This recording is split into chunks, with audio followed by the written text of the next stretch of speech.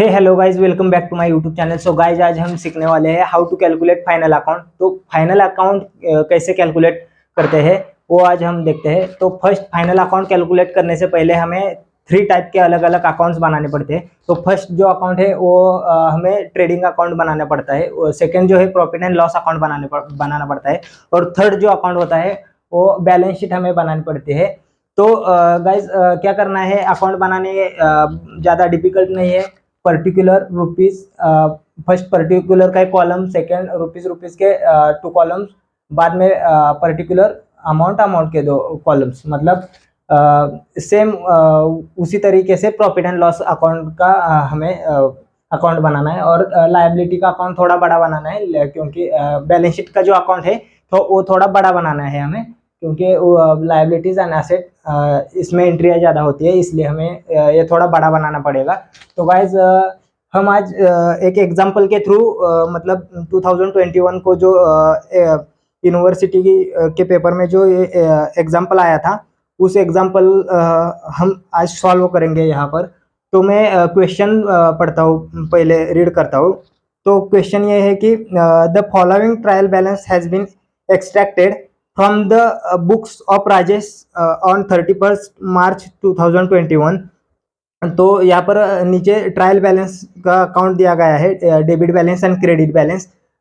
इस पे सभी एंट्रियाँ दिए गए हैं, मतलब drawings, plant and machinery, opening stock, purchases, wages, salaries, insurance, rent and taxes, sundry debtors. And credit balance के साइड पर हमें capital, sales, provision for bad debts, and नीचे bank overdraft, discount received and sundry creditor, ये सभी एंट्रियाँ दी है trial balance पर। और हमें कैलकुलेट क्या करना है, उस पर एडजस्टमेंट भी है। वो एडजस्टमेंट क्या है, मैं वो पढ़ता हूँ। एडजस्टमेंट ये है कि provision for bad doubtful debts is to be maintained at 5% on sundry debtors. And second जो एडजस्टमेंट है वो है depreciate plant and machinery at 20%। ये स्मॉल प्रॉब्लम है फाइनल अकाउंट का, और हम जल्द से जल्द सॉल्व करेंगे। तो ये 2 ही एडजस्टमेंट है। तो पहले हमें सॉल्व करने से पहले क्या करना पड़ेगा, वो जो एडजस्टमेंट किस किस पर दी गई है वहाँ हम पॉइंट आउट करेंगे या हाईलाइट करेंगे उसे। मतलब provision for doubtful debts to be maintained at 5% on sundry debtors. तो सन्ड्री डेटर्स यहाँ कहाँ पर है, वहाँ पर हमें पॉइंट आउट करना है। और सेकंड जो एडजस्टमेंट है, डेप्रिसिएट प्लांट एंड मशीनरी, तो यहाँ पर प्लांट एंड मशीनरी कहाँ है वही हमें पॉइंट आउट करना है। और सेकंड जो है वो हम कैलकुलेट करेंगे। तो फर्स्ट जो है वो है ओपनिंग स्टॉक। तो हमें क्या करना है, कोई भी अकाउंट, कोई भी फाइनल अकाउंट का प्रॉब्लम हो, फर्स्ट जो है हमें ट्रेडिंग अकाउंट के डेबिट साइड पर हमें टू ओपनिंग स्टॉक लिखना है। To opening stock. तो यहाँ पर हमारा ओपनिंग स्टॉक 20,000 रुपीज दिया है। तो वो जो 20,000 है वो डायरेक्ट हमें आउटर में लिखना है, मतलब डेबिट साइड के आउटर साइड में 20,000। सेकेंड जो है टू परचेसेस भी हमें डेबिट ट्रेडिंग अकाउंट के डेबिट साइड पर ही लिखना है। तो हमें टू परचेसेस। तो यहाँ पर क्या है, टू परचेसेस पर अगर परचेस रिटर्न और रिटर्न इनवर्ड और रिटर्न आउटवर्ड है तो हमें यहाँ पर परचेसेस जो है वो इनर कॉलम में हम लिखेंगे। लेकिन यहाँ पर कोई भी रिटर्न आउटवर्ड और रिटर्न इनवर्ड अमाउंट नहीं दिया, इसलिए हम परचेसेस को डायरेक्ट आउटर कॉलम में लिखेंगे। तो परचेसेस की अमाउंट जो है वो है 2,70,000। तो यहाँ पर हम लिखेंगे 2,70,000। उसके बाद जो है एंट्री है वो है वेजेसेस। तो वेजेसेस भी गाइज ट्रेडिंग अकाउंट के डेबिट साइड पे आता है। तो यहाँ पर हम लिखेंगे टू वेजेस। तो वेजेसेस की अमाउंट जो है वो है 62,000। तो यहाँ पर 60 वेजेसेस पर कोई एडजस्टमेंट है या नहीं है ये हमें चेक करना है। तो यहाँ पर वेजेसेस पर कोई भी एडजस्टमेंट यहाँ पर नहीं दी है, तो इसलिए वेजेसेस हम डायरेक्ट आउटर पे लिखेंगे। To wages 62,000 rupees. 62,000। उसके बाद जो है सैलरीज, गाइस सैलरीज जो है वो है PNL अकाउंट मतलब प्रॉफिट एंड लॉस अकाउंट के डेबिट साइड पर आती है। कोई भी प्रॉब्लम हो सैलरीज जो है वो PNL के अकाउंट के डेबिट साइड पर आती है। तो हमें यहाँ पर लिखना पड़ेगा टू सैलरीज। तो सैलरीज पर कोई एडजस्टमेंट है तो एडजस्टमेंट नहीं है कोई भी सैलरीज पर, तो सैलरीज जो है वो है हमारे 70,000। एडजस्टमेंट नहीं है इसलिए डायरेक्ट आउटर कॉलम पर हम सैलरीज के अमाउंट लिखेंगे 70,000। उसके बाद जो है इंश्योरेंस, इंश्योरेंस भी guys profit and loss account के डेबिट साइड पर ही आता है। तो इंश्योरेंस भी हम यहीं पर लिखेंगे टू इंश्योरेंस। तो इंश्योरेंस पर भी कोई एडजस्टमेंट नहीं है इसलिए इंश्योरेंस भी डायरेक्ट आउटर कॉलम में लिखेंगे। इंश्योरेंस के अमाउंट है 45,000।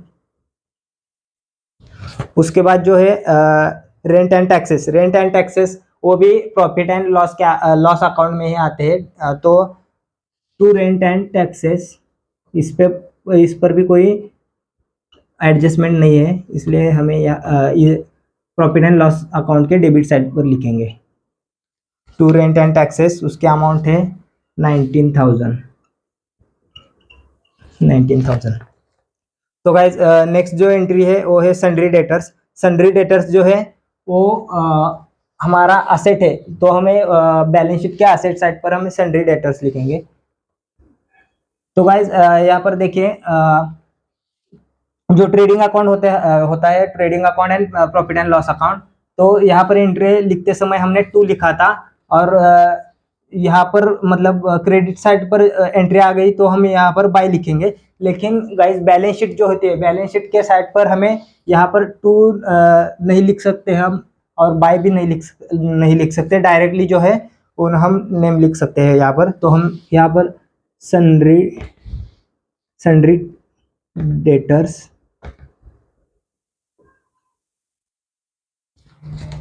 सन्ड्री डेटर्स पर गाइज हमारी एडजस्टमेंट है जो मैंने पढ़ी थी। Provision for doubtful debts is to be maintained at 5% on sundry debtors. तो यहाँ पर जो एडजस्टमेंट है 5%, इसलिए हमें इसको इनर कॉलम में इसकी अमाउंट लिखनी पड़ेगी। तो सन्ड्री डेटर्स की अमाउंट जो है वो है 70,000। तो यहाँ पर हम 70,000 लिखेंगे। उसके बाद जो एंट्री है वो है कैपिटल, क्रेडिट बैलेंस साइड पर जो एंट्री दी गई है वो हम अब लिखेंगे। तो कैपिटल गाइस, कैपिटल जो होती है तो कैपिटल है वो हमारी लायबिलिटीज होती है। तो कैपिटल यहाँ पर हम लिखेंगे, हम यहाँ पर राजेश कैपिटल भी लिख सकते हैं और डायरेक्ट कैपिटल भी लिख सकते हैं। तो हम यहाँ पर दिया है कैपिटल तो हम यहाँ पर कैपिटल लिखेंगे। कैपिटल की अमाउंट कितनी है 1,76,000। तो गाइज यहाँ पर क्या है कैपिटल में से ड्राइंग्स माइनस करना पड़ता है और जो नेट प्रॉफिट और नेट लॉस जो है वो ऐड और माइनस करना पड़ता है। इसलिए कैपिटल की जो अमाउंट है वो हमें इनर कॉलम में लिखनी पड़ती है। तो कैपिटल की जो अमाउंट है 1,76,000 वो हम इनर कॉलम में लिखेंगे। उसके बाद जो है प्लांट एंड मशीनरी जो है वो हमारा फिक्स असेट है इसलिए हम असेट साइड पर इसे लिखेंगे। तो प्लांट एंड मशीनरी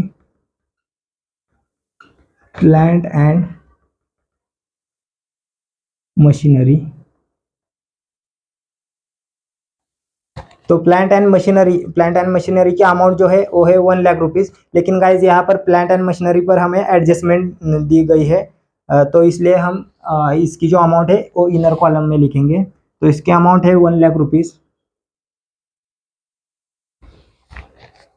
तो उसके बाद जो है वो है ड्राइंग्स है। ड्राइंग्स को क्या करना है गाइज, कोई भी प्रॉब्लम हो ड्राइंग्स को हमें कैपिटल में से माइनस ही करना पड़ता है। इसलिए ड्राइंग्स हम यहाँ पर 1 लाइन छोड़कर यहाँ पर हम ड्राइंग्स लिखेंगे।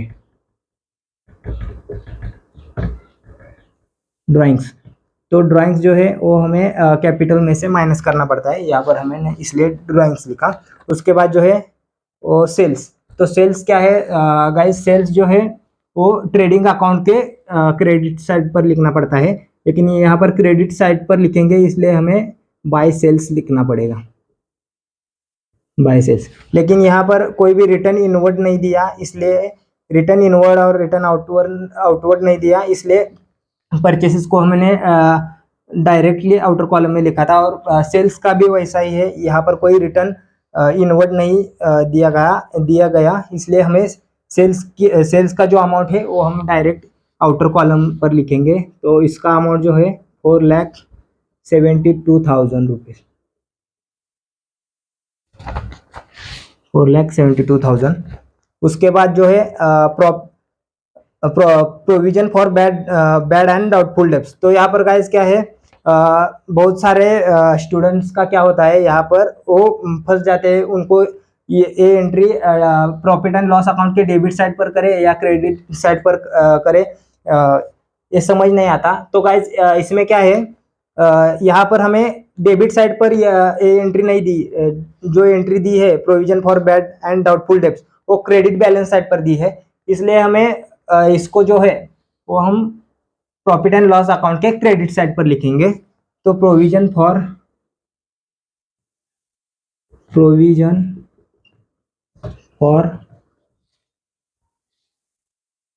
Bad and doubtful debts, bad and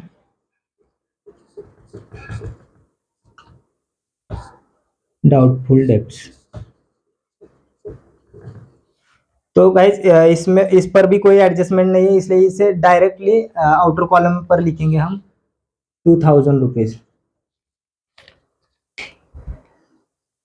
उसके बाद जो है बैंक ओवरड्राफ्ट। तो बैंक ओवरड्राफ्ट क्या है, वो हमारी लायबिलिटीज है, इसलिए हम लायबिलिटी साइड पर इसे लिखेंगे bank overdraft, bank overdraft. Bank overdraft जो है वो हमारा 20,000 रुपीज़ है। तो इस पर भी कोई एडजस्टमेंट नहीं है, इसलिए हम डायरेक्ट आउटर कॉलम पर लिखेंगे 20,000 रुपीज़। और हमारी ड्राइंग जो थी वो थी 44,000, यहाँ पर हमने पिछले टाइम लिखी नहीं थी, इसलिए हम यहाँ पर लिख लेते हैं 44,000। उसके बाद जो है डिस्काउंट रिसीव्ड।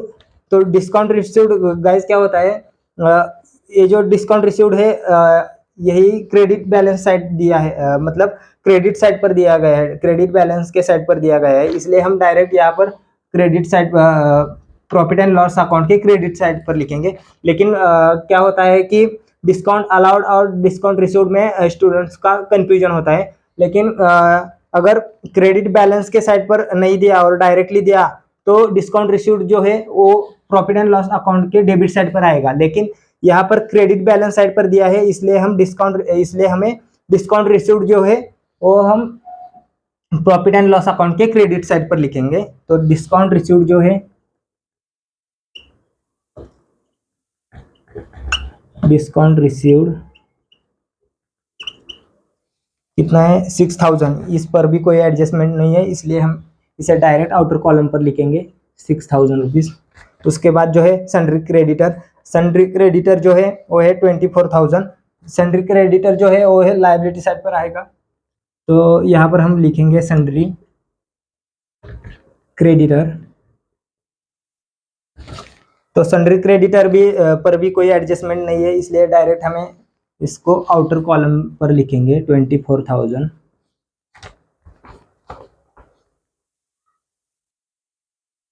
तो गाइज इसके बाद हमें क्या करना है, इसके बाद जो हमें 2 एडजस्टमेंट दी गई है, तो वो एडजस्टमेंट हम लिखेंगे, मतलब प्लांट एंड मशीनरी के adjustment and sundry and debtors के एडजस्टमेंट। तो प्लांट एंड मशीनरी की जो एडजस्टमेंट है वो कितनी है, 20% depreciate plant and machinery at 20%, मतलब 1 लाख का जो 20% होता है, यहाँ पर डिप्रिसिएट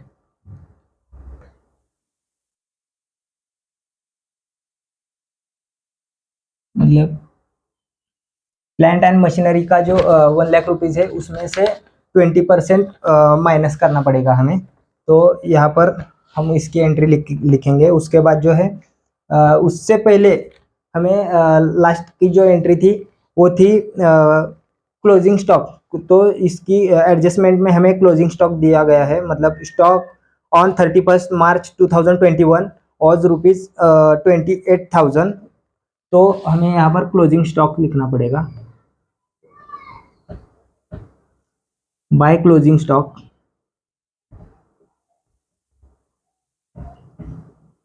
तो बाय क्लोजिंग स्टॉक का हमारा कितना है, ₹28,000। तो ₹28,000 हम डायरेक्ट आउटर कॉलम में लिखेंगे, ₹28,000। और इसका जो दूसरा इफेक्ट होता है वो होता है बैलेंस शीट के असेट साइड पर। तो बाय क्लोजिंग स्टॉक यहाँ लिखने के बाद हम इसका दूसरा इफेक्ट जो है यहाँ पर क्लोजिंग स्टॉक,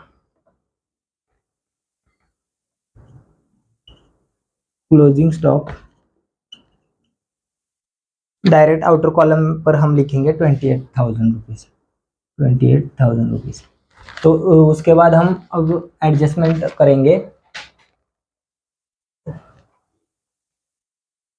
तो गाइज प्लांट एंड मशीनरी का 1 लाख रुपीज है, इसका जो 20% 1 लाख रुपीज इंटू इसका 20% हमें डिप्रिशिएट करना है, मतलब 20% इसका आता है ₹20,000। तो 1 लाख रुपीज में से 20,000 हमें माइनस करना है। तो 1 लाख माइनस 20,000, यहाँ पर हमारा 80,000 आ चुका है। उसके बाद सन्ड्री डेटर्स का हमें क्या करना है, 5% सन्ड्री डेटर में से माइनस करना है, डाउटफुल डेब्ट्स जो है।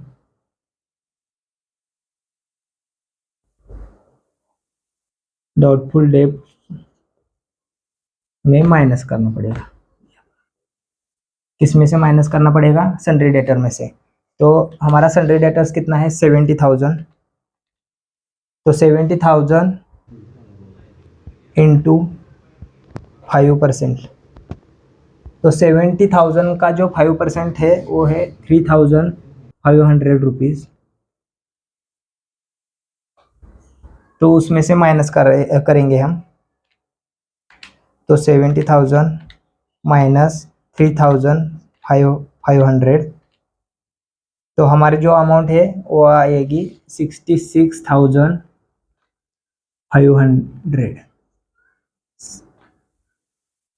66,500। तो गाइज ये एसेट साइड पर हमने एडजस्टमेंट की, लेकिन इसका जो दूसरा इफेक्ट होता है वो होता है प्रॉफिट एंड लॉस अकाउंट के डेबिट साइड पर। तो हम पहले लिखेंगे डिप्रिसिएट। तो यहाँ पर लिखेंगे टू डिप्रिसिएट,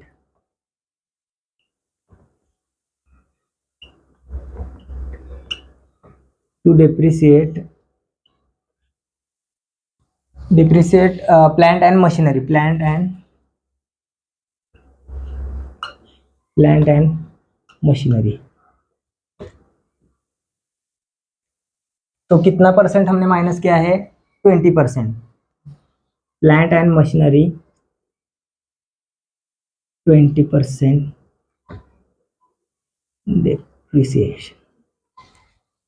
तो 20% हमारा कितना था, 20,000, और हम डायरेक्ट आउटर कॉलम पर लिखेंगे ₹20,000।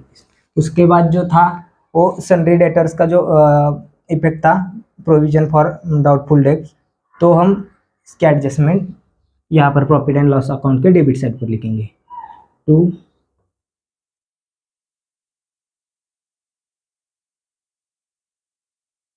डाउटफुल डेब्ट्स कितना था हमारा, 5% ऑन सन्ड्री डेटर्स। तो हमारा 5% कितना था, 3,500। तो वो भी हम डायरेक्ट आउटर कॉलम पर लिखेंगे, ₹3,500। तो हमारे एडजस्टमेंट तो हो चुके हैं गाइस, लेकिन अब हमें क्या करना पड़ेगा, इसका कैलकुलेशन करना पड़ेगा। तो हम कैलकुलेशन करते हैं। तो फर्स्ट जो है वो हम ट्रेडिंग अकाउंट की जो क्रेडिट साइड बैलेंस और डेबिट साइड बैलेंस जो है उसका कैलकुलेशन करेंगे। तो फर्स्ट जो है 4,72,000 4,72,000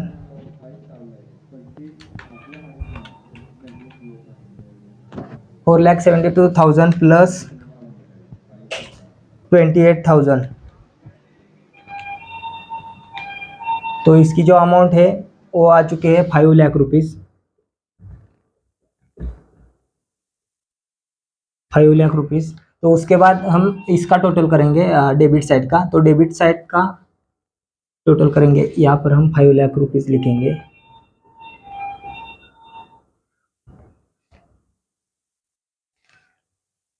तो 20,000 plus 2 lakh, 20,000 plus 2 lakh, 2,70,000 plus 62,000। तो इसकी जो टोटल है वो है गाइज, हम यहाँ पर लिखता हूँ 3,52,000। तो हमें क्या करना है गाइज, ये जो 5 लाख है, 5 लाख में से 3,52,000 हमें माइनस करना है। तो 5 लाख माइनस 3,52,000, तो हमारा यहाँ पर आ चुका है 1,80,000 टू ग्रॉस प्रॉफिट कैरिड। कितना आ चुका है? 1,48,000, 1,48,000। तो हमें क्या करना है, ये जो ग्रॉस प्रॉफिट है वो हम बाद में प्रॉफिट एंड लॉस अकाउंट के क्रेडिट साइड पर लिखेंगे। तो यहाँ पर हम लिखेंगे by gross profit brought down. तो अमाउंट कितनी है? 1,48,000। तो इसके बाद हमें क्या करना पड़ेगा, इसका टोटल मतलब प्रॉफिट एंड लॉस अकाउंट के debit side and credit side का टोटल करना पड़ेगा। तो इसका टोटल हम कर लेते हैं 1,48,000 प्लस 2,000 प्लस 6,000। तो इसका जो टोटल है वो गाइज है 1,56,000। तो अब हमें क्या करना पड़ेगा, debit side profit and loss account के डेबिट साइड का भी टोटल करना पड़ेगा। जिसका टोटल ज़्यादा आता है उसी में से हम माइनस करके लिखेंगे। मतलब इसका टोटल हम करेंगे 70,000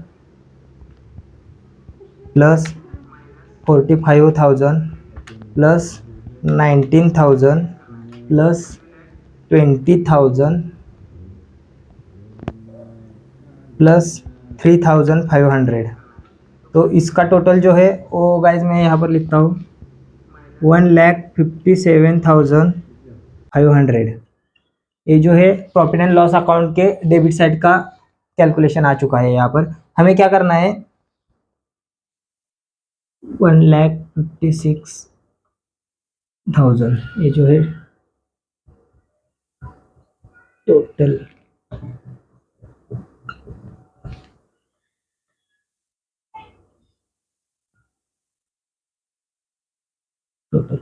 तो हमें क्या करना है गाइस, 1,56,000 है, उसमें से इसका जो बैलेंस आया है मतलब 1,57,500 वो माइनस करना पड़ेगा। तो 1,57,500 माइनस 1,56,000,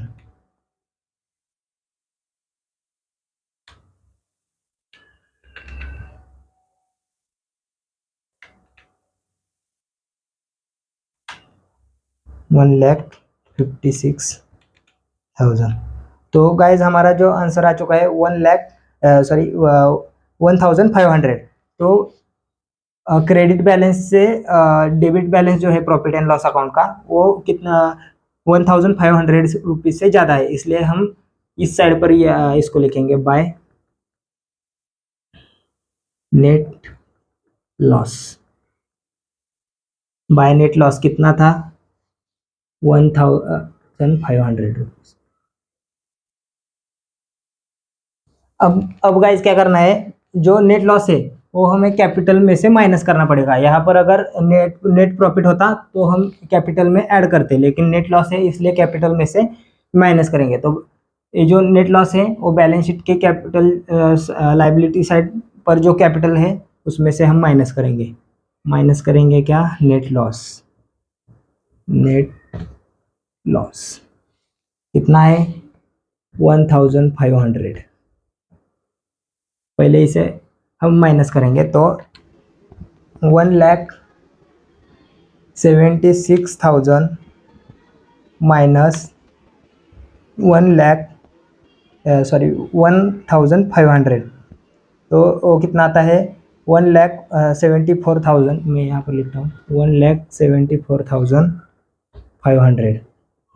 अब क्या करना है, ये कैपिटल में से नेट लॉस तो माइनस किया, लेकिन इसके बाद क्या करना है हमें, उस जो लॉस करने के बाद जो अमाउंट आई है उसमें से ड्राइंग्स हमें माइनस करना पड़ेगा।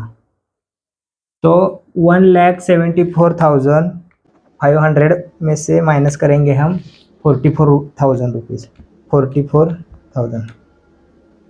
तो यहाँ पर हमारे अमाउंट जो आ गई है वो हम डायरेक्ट आउटर कॉलम में लिखेंगे 1,30,500 रुपीज़। ये जो है ये हमारी कैपिटल में से ड्राइंग नेट लॉस माइनस करने के बाद, कैपिटल में से ड्राइंग माइनस करने के बाद जो अमाउंट आती है वो है 1,30,500 रुपीज़। अब गाइज हम प्रॉब्लम के एंड पर आ चुके हैं। अब हमें क्या करना है, सिर्फ इसका टोटल करना है, बैलेंस शीट के क्रेडिट साइड का और बैलेंस शीट के डेबिट साइड का। तो हम इसका टोटल कर लेते हैं। अगर इसका टोटल करेक्ट आया, मतलब इसका टोटल और इसका टोटल करेक्ट आया, मतलब आपका प्रॉब्लम जो है फाइनल अकाउंट वो टैली हो चुका है। तो अब हम इसका कैलकुलेशन करेंगे। तो क्रेडिट साइड का पहला कर लेते हैं हम, 80,000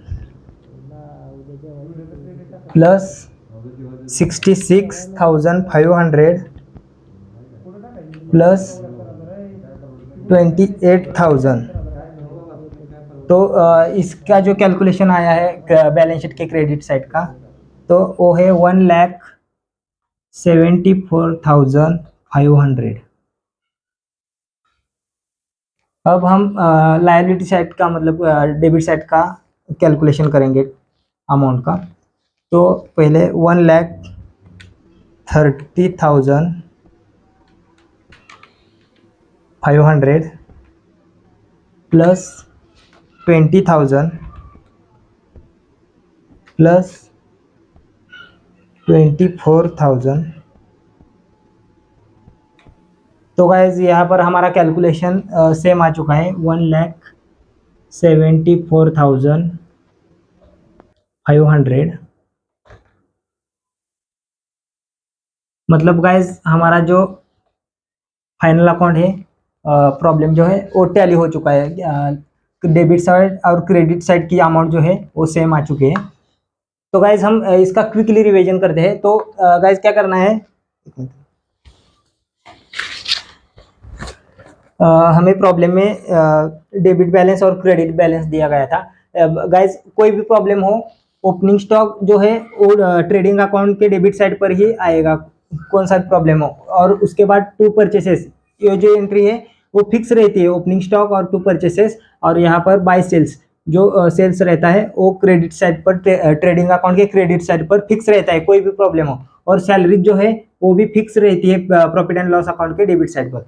और क्लोजिंग स्टॉक जो है उसकी भी एंट्री फिक्स रहती है, और उसका इफेक्ट सेकंड जो है वो असेट साइड पर आता है। और डायरेक्ट आउटर कॉलम पर हम इसके अमाउंट लिखेंगे, कोई भी इसमें एडजस्टमेंट नहीं होती। और उसके बाद हम देखेंगे तो परचेसेस, पहले ओपनिंग स्टॉक जो थी था 20,000, उसके बाद परचेसेस, उसमें कोई रिटर्न आउटवर्ड रिटर्न इनवर्ड नहीं था, इसलिए हम डायरेक्ट आउटर कॉलम पर लिखा। उसके बाद टू वेजेस है, टू वेजेस उस पर भी कोई एडजस्टमेंट नहीं थी, इसलिए हमने डायरेक्ट आउटर कॉलम पर इसकी अमाउंट लिखी। उसके बाद सैलरीज की भी प्रॉफिट एंड लॉस अकाउंट पर एडजस्टमेंट नहीं थी, इसलिए हमने आउटर कॉलम पर उसकी अमाउंट लिखी। उसके बाद इंश्योरेंस, रेंट एंड टैक्सेस, उस पर भी कोई एडजस्टमेंट नहीं थी, इसलिए हमने आउटर कॉलम पर लिखा। उसके बाद टू बाय सेल्स जो था, सेल्स में भी कोई भी रिटर्न इनवर्ड नहीं था या रिटर्न की कोई भी एंट्री नहीं थी, इसलिए हमने उसे डायरेक्ट आउटर कॉलम पर लिखा।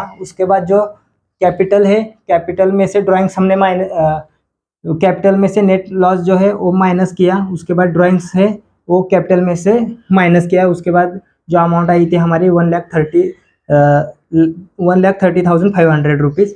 उसके बाद और बैंक ओवरड्राफ्ट जो है वो हमारी लायबिलिटीज़ है, इसलिए हमने लायबिलिटी साइड पर लिखा। सैलरी क्रेडिटर जो है वो भी हमारी लायबिलिटी है, इसलिए हमने लायबिलिटी साइड पर लिखा है, और इसमें कोई एडजस्टमेंट नहीं थी, इसलिए हमने इसे डायरेक्ट आउटर कॉलम पर लिखा। उसके बाद प्लांट एंड मशीनरी है, ये जो है हमारा फिक्स असेट है, इसलिए हमने इसे असेट साइड पर लिखा। उसके बाद सन्ड्री डेटर्स था, वो भी हमारा असेट है, इसलिए हमने इसे भी असेट साइड पर लिखा। और इनर कॉलम पर इसके अमाउंट इसलिए लिखी क्योंकि उस पर plant and machinery and sundry and debtors इस पर हमारे एडजस्टमेंट थी, इसलिए हमने इसे इनर कॉलम पर लिखा। उसके बाद हमने क्या किया, इसकी टोटल की उसके बाद इसकी टोटल की मतलब इसकी टोटल 5 लाख हुए। मतलब ट्रेडिंग अकाउंट के क्रेडिट साइड की जो टोटल हुई थी वो 5 लाख रुपीज़ हुई थी, वो हमने यहाँ पर लिखी। उसके बाद इस साइड पर मतलब डेबिट साइड की टोटल की, तो डेबिट साइड की टोटल 3,52,000 रुपीज़ हुई थी, इसलिए हमने फिर क्या किया, 5 लाख में से माइनस किया 3,52,000, तो हमारा जो ग्रॉस प्रॉफिट आया वो आया था 1,48,000 रुपीज़, इसलिए हमने डेबिट साइड पर लिखा इसे। और उसके बाद हमने क्या किया गाइस, जो ग्रॉस प्रॉफिट है वो हमने प्रॉफिट एंड लॉस अकाउंट के क्रेडिट साइड पर यहाँ पर लिखा। उसके बाद डायरेक्ट आउटर कॉलम पर लिखा। उसके बाद जो है इस साइड की टोटल की, इस साइड की टोटल की, डेबिट एंड क्रेडिट साइड की टोटल की, तो हमारी डेबिट साइड की टोटल जो थी वो ज़्यादा हुई थी, और क्रेडिट साइड की जो टोटल थी वो मतलब 1,500 रुपीज़ से क्रेडिट साइड की जो टोटल थी 1,56,000 थी। और debit account profit and loss account के डेबिट साइड की जो कैलकुलेशन था, मतलब अमाउंट का टोटल थी, वो थी 1,57,500। तो बाद में हमने क्या किया, उस 1,57,500 में से हमारा जो यहाँ की टोटल आई थी क्रेडिट साइड की, मतलब 1,56,000 वो माइनस किए। तो माइनस करने के बाद जो है बाय नेट लॉस जो हमारा आया था वो आया था 1,500।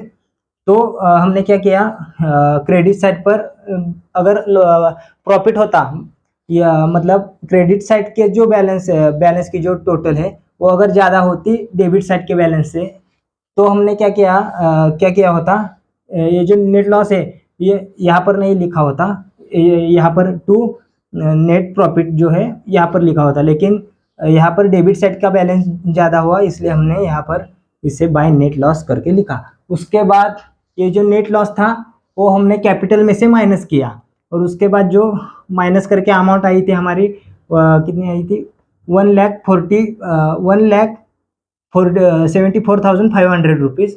तो उसमें से हमने क्या किया, ये जो ड्राइंग्स थी 44,000 रुपीज़ वो माइनस किया। उसके बाद जो हमारे अमाउंट आई थी 1,30,500 रुपीज़। उसके बाद हमने क्या किया गाइज, बैलेंस शीट के डेबिट साइड और क्रेडिट लायबिलिटी साइड की टोटल और असेट साइड की टोटल की, तो 80,000 प्लस 66,500 प्लस 28,000 रुपीज़ की जो टोटल हुई थी अमाउंट की, वो आई थी 1,74,500 रुपीज़। और हमने बाद में लायबिलिटी साइड की जो टोटल थी वो भी की थी, उसकी टोटल जो आई थी 1,74,500 रुपीज़। मतलब हमारी असेट साइड की एंड लायबिलिटी साइड की जो टोटल थी वो सेम आ चुकी थी, इसलिए हमारा जो प्रॉब्लम था फाइनल अकाउंट का वो टैली हो चुका है। तो आई होप गाइज आपको फाइनल अकाउंट का जो सिंपल प्रॉब्लम जो है वो समझ आया होगा। तो आई होप गाइज आपको ये वीडियो अच्छा लगा होगा। अगर वीडियो अच्छा लगा तो प्लीज़ गाइज लाइक शेयर और चैनल को सब्सक्राइब जरूर करना, ताकि आने वाली नेक्स्ट वीडियो की जो नोटिफिकेशन है वो आप तक जल्द से जल्द पहुंचे। तो गाइज मिलते हैं अगले एक नए टॉपिक के साथ अगले नए वीडियो में। तब तक के लिए बाय बाय, टेक केयर।